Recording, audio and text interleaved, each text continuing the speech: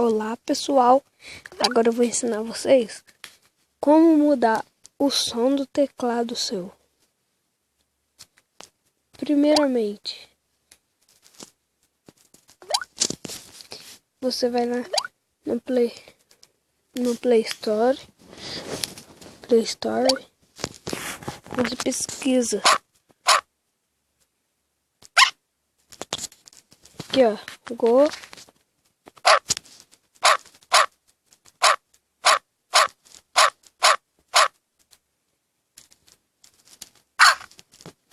Esse daqui, ó, você clica nele.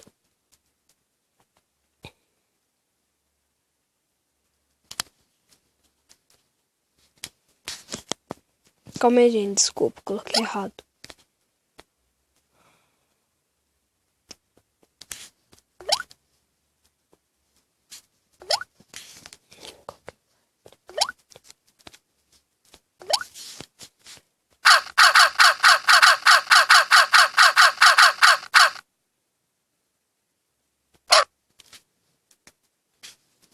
Aí vocês abaixam esse, ó, Lite.